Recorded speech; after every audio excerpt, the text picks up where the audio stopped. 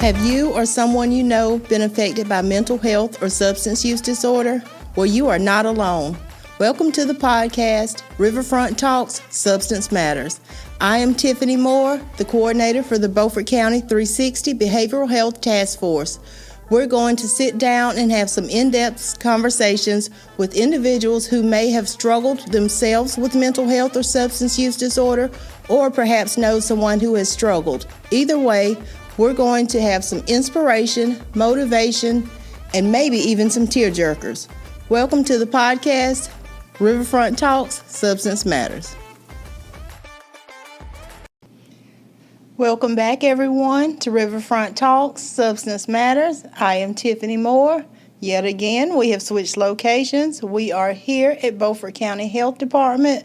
We are in a special room with a special guest. I am going to let this lady introduce herself. I'm excited to interview her. Well, thank you, Tiffany, for even inviting me to be a part of this podcast. I certainly appreciate it. My name is Jewell Gardner.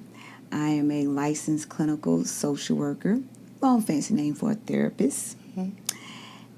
And I work right here at the Beaufort County Health Department. Well, thank you, Ms. Gardner, for your willingness to come on and talk to us. The reason we have Ms. Gardner here, she actually has a very unique perspective. She has the clinical component, and she also has lived experience as a parent of someone who is suffering with both mental health and substance use challenges. So we thought we would get her in today and let you see how this plays out from a person who has that dual side to their story. So, Ms. Jewell, I wanted to give you the opportunity to kind of tell us a little bit about your son and when he began experiencing mental health challenges. I think you told me before it was at an early age. Mm-hmm. So I started recognizing a difference in his behavior around about 3 or 4, but I wasn't quite sure because I didn't know if that was age appropriate. Some of it seemed a little off, but I was a first time parent, so wasn't sure. Mm-hmm. So it was when he first started like kindergarten where I started getting the phone calls and getting reports of, his behavior was aggressive in manner and just some challenges. Mm-hmm. And then it was at age 6 when he finally did get a diagnosis of having ADHD, which we know as attention deficit hyper disorder, excuse me. Okay. So at that time, you were a new parent. We know young children are hyper. They, don't necessarily pay attention to what's going on and things like that. But you had a heightened awareness at 3 that you didn't act on until it came to someone else's attention where it kind of, okay, so this isn't just me thinking this is actually a thing and it's happening and I need to seek help, make sure somebody can, jump in before it's too late. So at 6, what type of help did you get for him? So I really didn't know which way to go. So my first choice was, okay, I'll just take him to the pediatrics. Mm-hmm. So I did take him to the pediatrics. They, in fact, did diagnose him. Their recommendations were medication or either psychotherapy, behavioral type therapy to help teach him some coping strategies. What were your thoughts on the whole medication approach? That was a no-go for me at first because, we we've seen children or we've heard of people looking like there were zombies or just the rumors and just the labels. But I did take it all in. My first response was not the medicine, but it was to set an appointment with a therapist. And before I even got that appointment with the therapist, I still went and had a second opinion with a psychologist. And in fact, the psychologist did confirm that he did have the diagnosis of ADHD.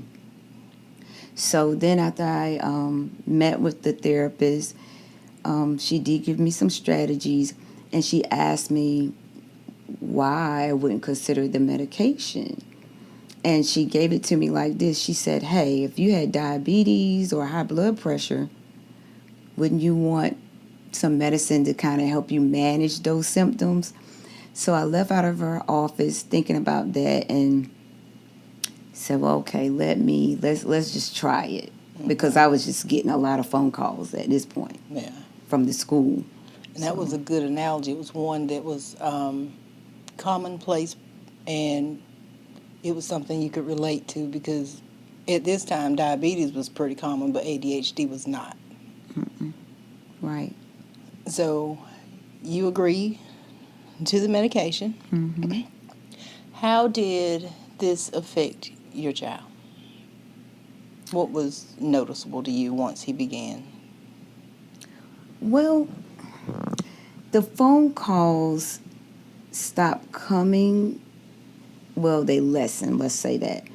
They lessened in school, so to speak. But it was a challenge also because he didn't know how to swallow pills. I had to try to put it in applesauce, had to try to figure out unique ways to get him to take it. And I wasn't sure if he was actually getting the full dose. But I did see some changes or hear reports from the teacher that she could see some changes.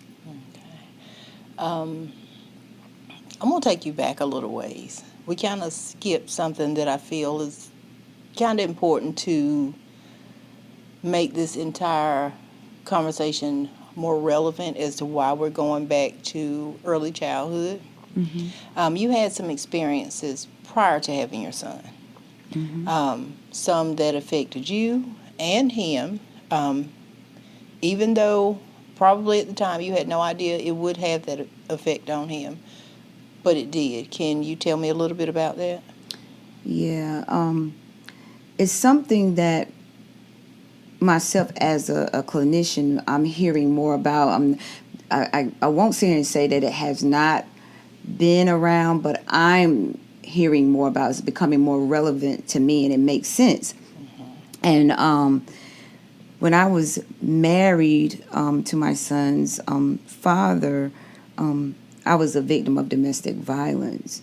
So there was a lot of mental and physical abuse I was enduring while I was pregnant. And so now we hear a lot about womb trauma. Womb trauma shapes the temperament of a child. Those stressors, it can help just develop how a child potentially can be aggressive and not understand where is this child getting this aggression from. So it's a real thing. You know, your environment when you're pregnant. Yeah. And I'll take this moment to kind of say something to our women out here who are going through domestic violence. Although you're an adult and you seemingly have control of your life circumstances, just be mindful of the impact that the trauma you experience while you're carrying your baby can have lasting effects on your child. Again, womb trauma is something we don't talk about. We don't hear about it often, but it's something that Jewell and her child clearly experienced, and there are probably plenty of the people who have experienced the same thing, just as I note there. So your son. He suffered early on with ADHD, and we're going to move a little bit faster, just kind of so that we can make sure we hit all the points, because you got a wealth of knowledge that I want to get out here. Once he got to, say, middle school, how was with the medication at this point? He's having therapy. He has medication that he's taking to help with the behavioral needs. How was he? Did you notice a difference between, say, 6 and 10? It became even more challenging. Just to the point, I don't know if the medication was effective. It was difficult because he didn't talk. He could talk, of course, but he didn't express. He was not expressive. So I'm trying to figure out what's bothering you. How can I help you? And as much as he was going to therapy every 2 weeks and they were building somewhat of a rapport, she still was not getting what was causing him to have these challenges. So not only did we have the diagnosis of ADHD, now we have the diagnosis of ODD, which is oppositional defiant disorder. That was going to be my next question. You know, that prepubescent stage into puberty, kids go through a lot of changes, hormonally, emotionally, physically, everything. So at that point, he was changing, but it was becoming a little bit more defiant than maybe introverted or not expressive. So was he more expressive and it was just in a more defiant way, or? He was expressive in an aggressive manner. So one of his triggers in school was if he didn't understand something and the teacher called on him, or if she kept calling on him, instead of just maybe being quiet, or I think that Shane he would become explosive. So that just caused a lot of difficulties. In turn, which he displayed a lot of aggression at school. And something that I know now from a clinical stance, that when children are not willing, or people in general are not able to express their emotions, they project it some kind of way.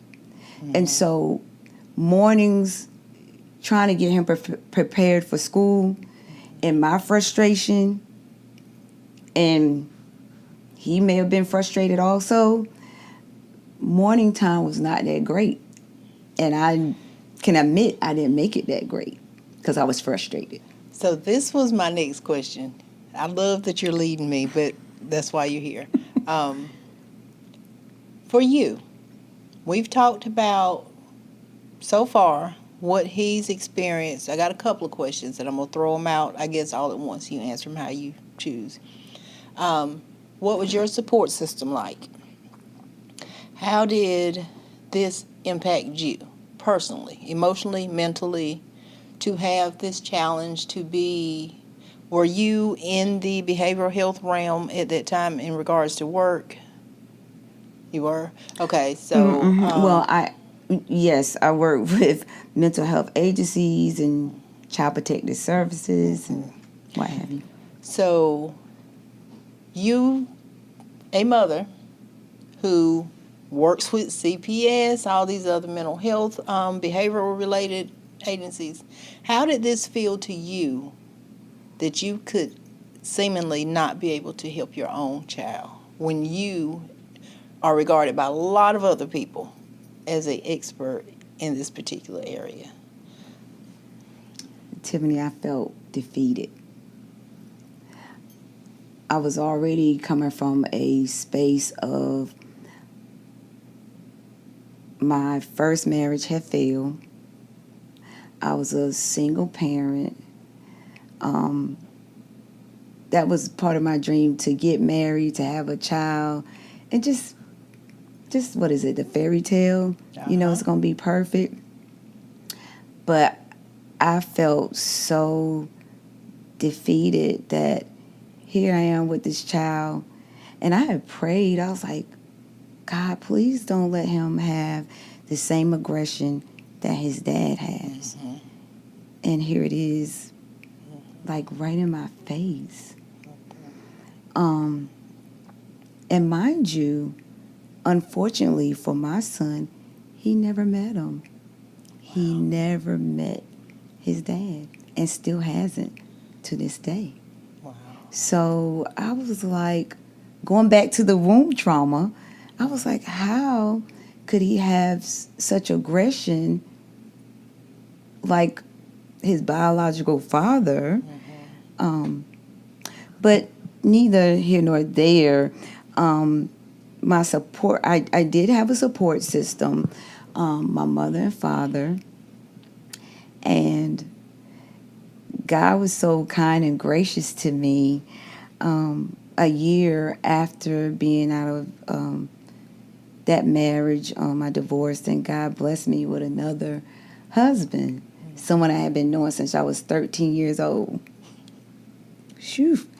But I had him to come into my life to provide support.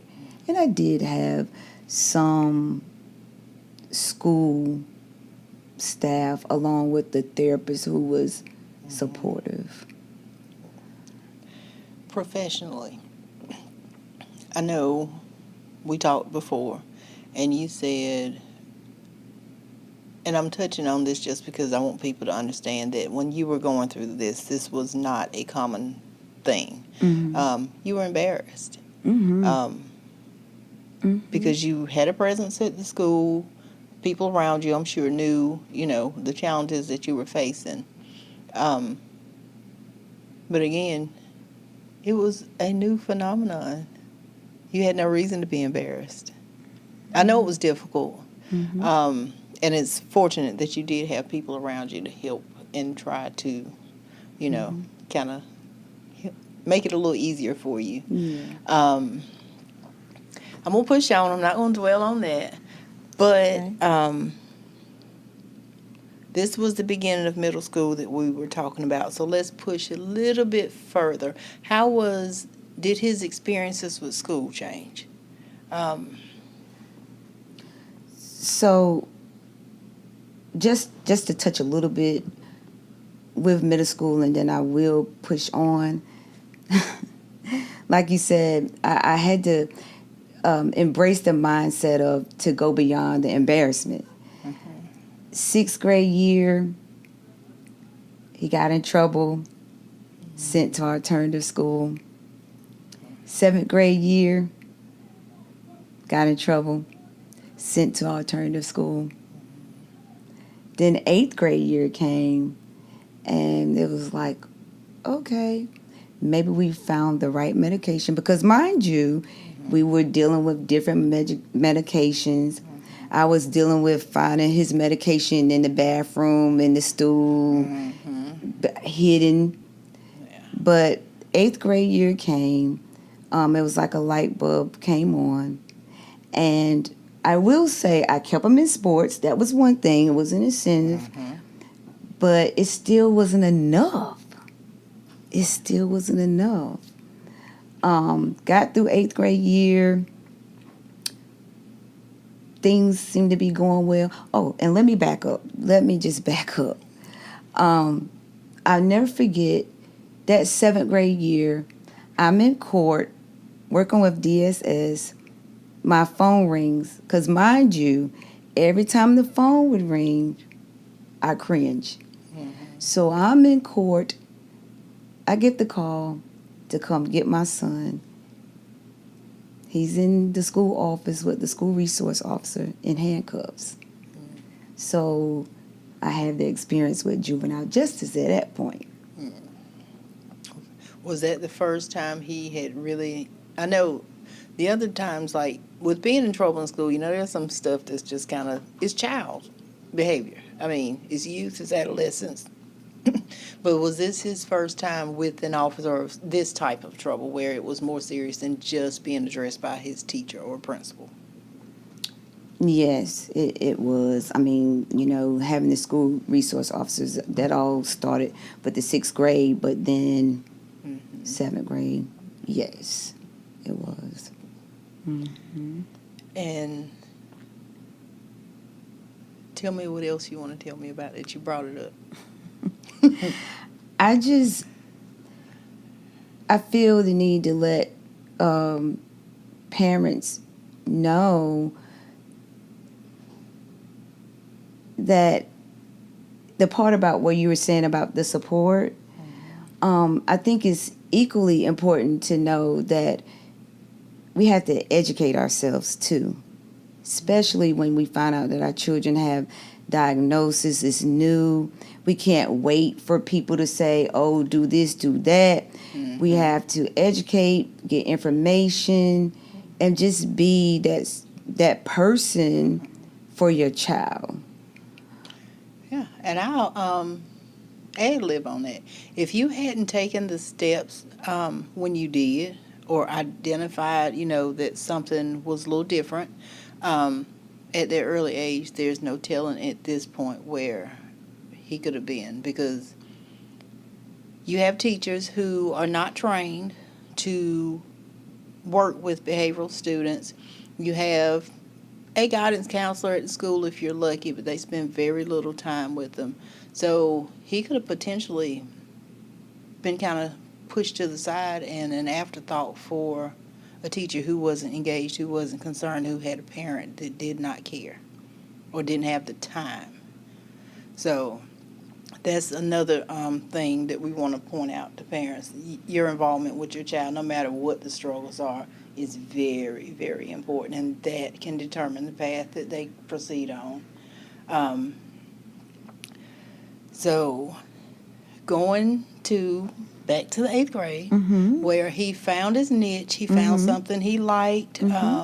Sounds like things in your household were getting a little bit better for you as far as the occurrences of having to deal with calls and things like that related to behavioral issues at school and in the community, probably, I would imagine. Take us 8th through 10th grade. Oh, yeah. Oh, I forgot to even mention, for some reason, I decided I wanted to add 2 more children to this mix. So not only did I have my oldest, I had my middle, which as a mom, I felt like I'm not giving enough attention to, because my attention had to go towards my oldest. But he was independent enough, and, things worked out well.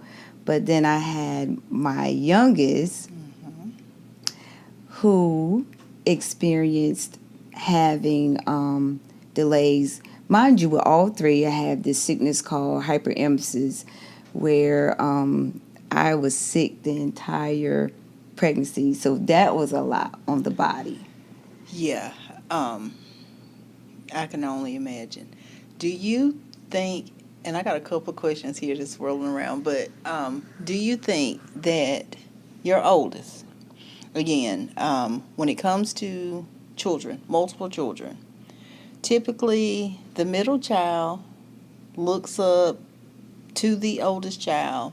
They take 1 or 2 directions. They're either going to try to emulate that person, or they're going to want to be absolute opposite. In this case, sounds like your middle child was opposite. That's the direction he decided to go in. Your younger child, the youngest child, and I am one, is always, always, always the one that is just like, where do I go? What do I do? I have 2 siblings. Which one do I follow? Of course, naturally, I follow the oldest. And then, too, he's going through these experiences. Your household this is a day-to-day thing that he's living through. Do you think, as a clinician, we're going to get that side of you, that because of what you were dealing with your oldest child, that your youngest may have been impacted by that? Or do you just, what do you feel? I feel whatever your environment can produce or bring upon like certain behaviors or mannerisms, it can shape it, so to speak. Is that nature versus nurture argument that's gone? I think it might have been a little bit of both, maybe. Because maybe my nurturing at that point was depleted. I was nurturing the best that I could, but go ahead. Can I? Go ahead. Okay. So, I know we just skipped and we're going to rewind. Yeah. Because when you were carrying your youngest child, you experienced not only the physical health related issues, you had another issue that we're going to bring up. As far as, I guess it's an experience you have right after you have your baby. Tell us what it is. Tell us about it. So, I experienced postpartum with my third child. I was like, I could not connect. I was stressed. I still was experiencing those challenges with my oldest son during that time. And I was hearing my baby cry. I knew my baby needed me, but I just didn't have it in me to comfort him. And my husband, he was a support, but his thought was, you'll be okay. Pray it off. It'll work out. And again, before I became a clinician, I was going to him saying, like I was saying about my oldest son, I was like, something just is off. I was going to my husband saying, something's off. I just don't feel right. And he, number one, no behavioral experience that I know of, not in the behavioral health realm. There was an era where people dealt with children who you would say were misbehaving or disobedient or whatever. It was a couple of things they would do. You have that real old school that is, hey, let's go pray for them, and we're going to ignore them and act like it's not going on. Right. The other one is raise your voice, scare them half to death, or whoop them. And that's enough to at least make them act accordingly for some time. And then you have this new age, this new approach to, hey, let's take them to somebody that is an expert in this area, and they may be able to identify and see some stuff that I don't know about personally because I am not knowledgeable in this area. And I'm assuming this was kind of your husband's approach. It's that old school. I mean, we were raised a certain way. I am getting this is time, and I'm going to ask a favor. I don't know your time. Can we do a part 2? Sure. Okay. I would love it. All right, y'all. There's a lot more to her story. There's a whole segment of it we have not even touched. Today, Miss Lady has a little time, so I am asking for a part 2. We will see y'all later.